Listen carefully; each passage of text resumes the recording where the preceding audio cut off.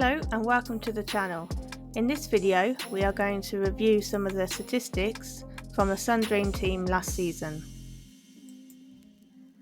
So I produced this graphic just to give you an idea of the sort of content that I will create in future videos and how I will display it. So I kept some of the data from last season's Dream team just to give you an indication of what players did well in the last season. So this graphic shows the players that scored the highest number of goals and what players had the most shots on target overall across the season. So remember, the Sun Dream team includes all of the games, the Premier League, Cups and European competitions, so that's why the appearances are more than your standard 38 Premier League games. So of course the graphic shows the player with the highest shots on target across the season and goals is Erling Haaland. He scored a goal every 1.3 games, so he has to be a lock in everyone's team. I've tried to play the game without him and it doesn't work.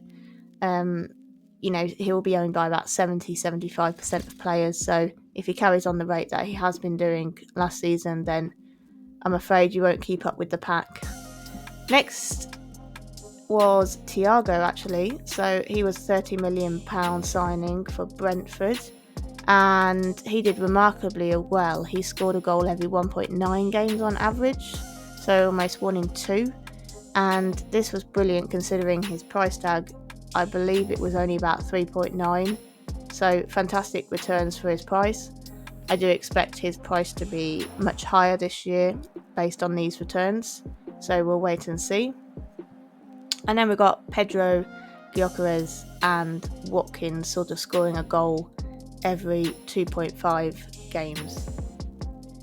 Down to the midfielders then. So Semenyo and Sarr were actually on par for the number of games that it took them to score a goal. So they were scoring a goal every 2.2 games. Semenyo is not a surprise. He did remarkably well at Bournemouth and he carried on this fantastic form into Manchester City, almost like he has been playing for them for many years.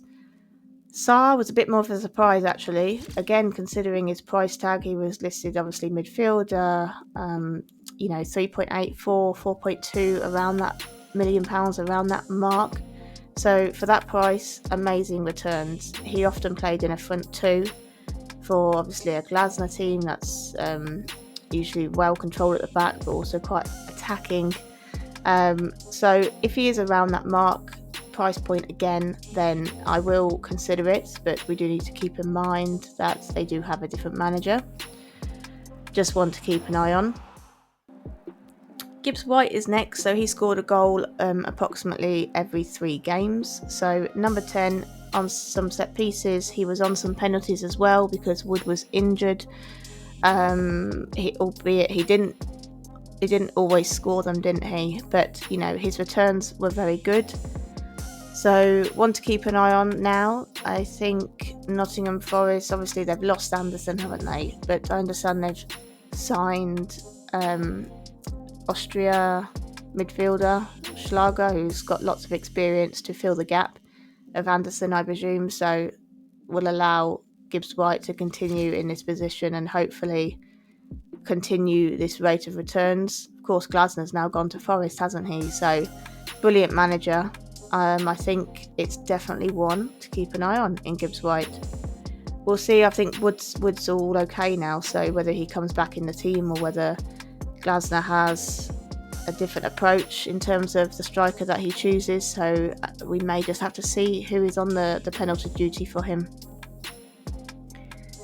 And then I just put Saka on the graphic just for interest purposes, really, because I was quite surprised at his rate of goal returns. A goal every 4.4 games was not great considering his price tag last season, I'm sure, was around 6.3 million. So a lot of money. He did say at the end of the World Cup he was fully fit. But for me, I'm just going to have to wait and see how he starts the season before considering putting him in my team.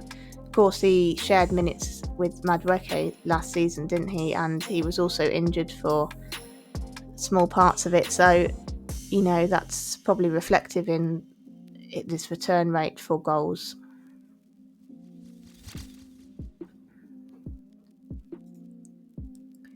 So this is a graphic that shows the players that provided the most amounts of assists in the 25-26 season as per Sun Dream Team.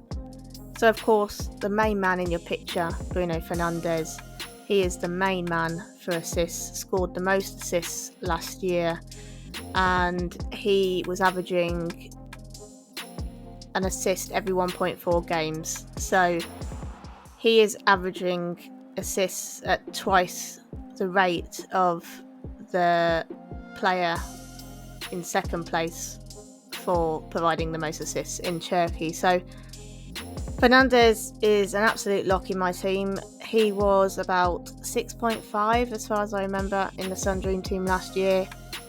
He didn't play in Europe, so I didn't have him in my team for large periods of last year because his price was quite high and he played less games, so you were sort of, you were gambling on the fact he would pull in those returns in the less games that he played compared with other players. So it is a different story this year though, because Manchester United are in Europe. I am definitely looking at having him in my team, and it's not going to be surprising if his price is even going to be more than it was last year, up towards the 7 million mark potentially, but I think you've just got to go with him. Manchester United have the best couple of fixtures to start off with two newly promoted sides, Ipswich and Hull.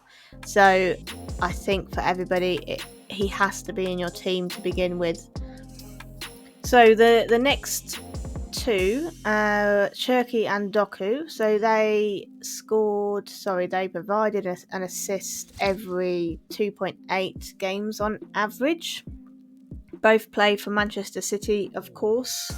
Cherki mainly is sort of a number 10, and Doku normally on the left wing. So for the upcoming season, Manchester City, they have new manager, Maresca. I think we're going to have to see how he lines up, who he chooses to be in his team. Cherki and Doku didn't always play last season every game, and they often, on occasions were subbed off or subbed in. They very rarely played the full 90 as opposed to a player like Fernandes. So whilst they have demonstrated that they have great assist potential, for me, I'm going to see how the season starts, or maybe we'll get an inkling in pre-season games about who Maresca is going to be picking in the starting lineup and the positions that they're going to take up. But yeah, a couple of players, of course, to keep in mind, but not committed to at the moment. Next to Neto and Saka.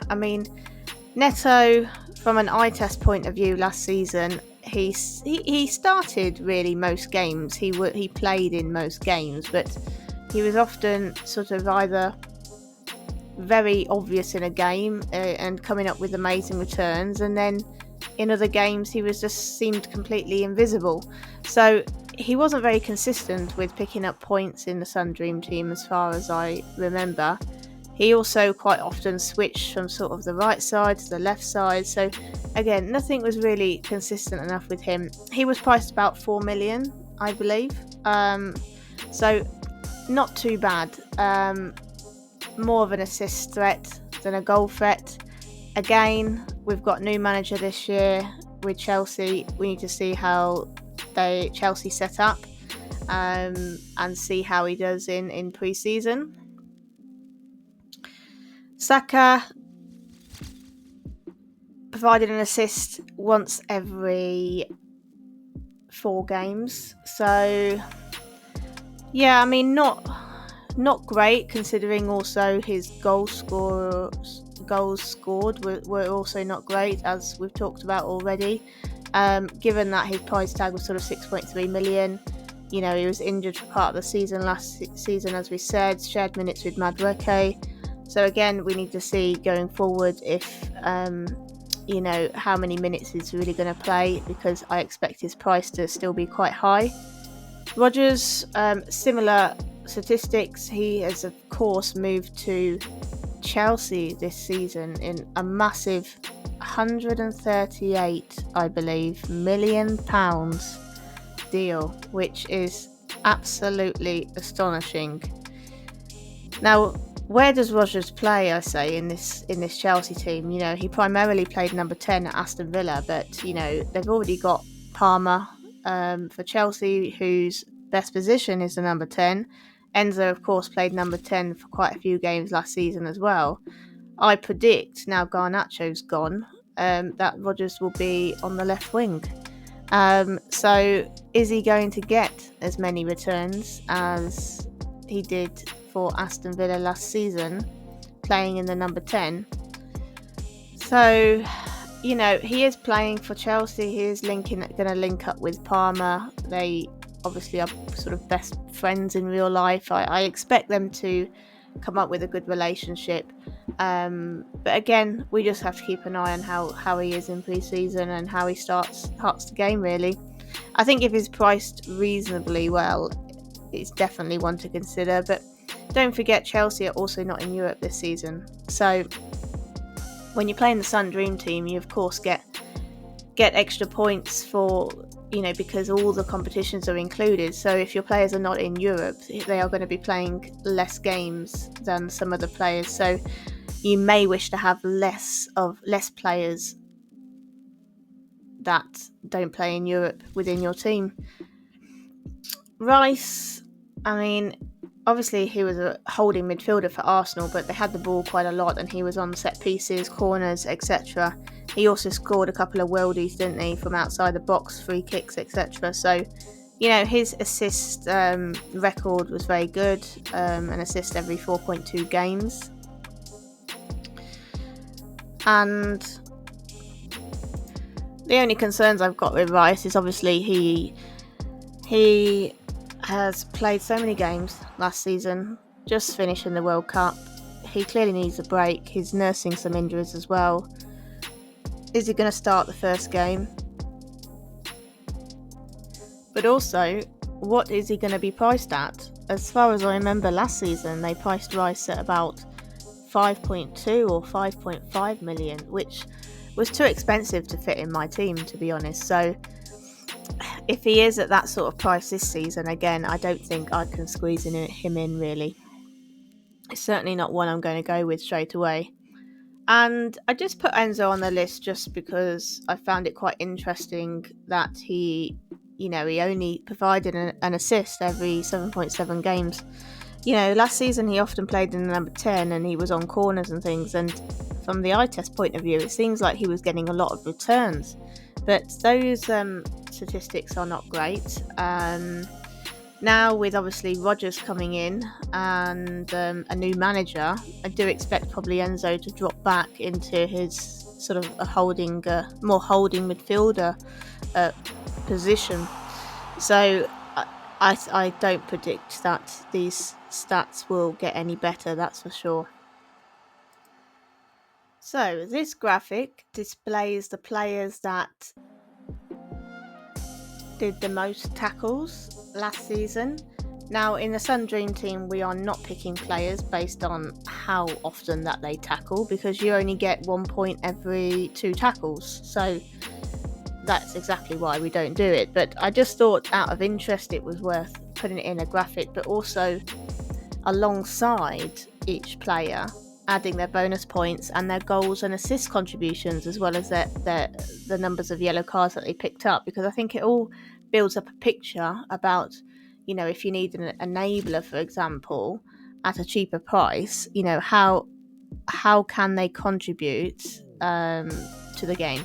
So Mitchell for Crystal Palace played the most amount of games across all competitions, 55 appearances. Of course, he didn't always play the whole game, but he also did the most tackles, so 143 throughout the whole season, 3 goals, 4 assists, 6 yellow cards. So quite good on the goals and assist point of view. From the watching the games, he didn't stand out to me as a sort of goal and assist kind of defender, but numbers are not too bad, and he was quite conservative about the number of yellow cards that he picked up as well, so quite a sensible tackler perhaps. Paulinho, I mean, from watching the games, he picked up and saved Spurs, didn't he, in several games, scoring, last minute winners, crucial goals. So I can definitely see how he scored his 7 goals last season. But he's currently left Spurs, hasn't he? So not sure regarding the transfer speculation at the moment, if he's going to end up in another Premier League team this season. If he is, then one to take note of. Nico Williams, so often played sort of the left back, but often got forward. He popped up with a few assists and bonus points. He was scored quite highly for those last season. This season, Forest have a new manager in Glasner, who set up Crystal Palace in a back 5 last season. So will he change Forest's formation so that perhaps Nico Williams would play more of the left wing back? So that could make him a very appealing option. So we'll see in pre-season how things line up. Anderson, fantastic holding midfielder, made a lot of tackles, and he was on set pieces and things for for Nottingham Forest last season. He, of course, has moved to Manchester City for about, it's over £100 million as well, which is just crazy money. Yes, he is a good player, but yes, crazy money. So for Manchester City, though, they obviously keep the ball quite a lot. So is he going to have to make as many tackles as he did at Nottingham Forest? Will he be on set pieces? I'm not so sure. So I think, in his bonus points, I'm not sure if they'll remain as high this year because of those reasons. So I'm not sure this season with Anderson. We just have to see again how they set up. Munoz, amazing right wing back who bombs forward, comes up with goals. 5 goals last season. He also scored 2 goals in the World Cup just now, and from watching the games, he was propping up in the box quite regularly. So the only thing is, we've got a new manager, haven't we, with Crystal Palace? So is this new manager going to set up in a back 5 like Glasner did? If he sets up in a back 4, then I'm not sure how often Munoz would get forward. I mean, it would seem a bit silly to change things based on how effective it worked for Crystal Palace last season with Munoz scoring the goals. Crystal Palace have obviously lost Lacroix as well, haven't they? So yes, it's going to be very interesting how Palace set up for the season. I didn't particularly go for Munoz last season because he was priced so high based on his performances the last season in the Sun Dream team. So last season he was like 5.8 million or something like that, and it was far too expensive to squeeze into my team. So whilst he did perform very well for that price, you are going to have to sacrifice another good player to fit him in if they price him at something similar this year. So lastly, I've displayed a graphic showing the players who scored the most bonus points last season in the Sun Dream team. So players will score player performance marks based on if they meet criteria such as crosses, dribbles, blocks, etc. So that's all displayed on the right hand side of the slide. And then they will be scored, they will basically score +1 point, +3 points, +5 points, depending on how many performance marks that they got. So Doku, Anderson and Hall were the top 3 players who scored the most bonus points. From an eye test point of view, I thought Hall was absolutely fantastic last season. Newcastle player at the moment, not sure if he's going to remain there or or go somewhere else. Some speculation at some point, wasn't there, of Manchester United.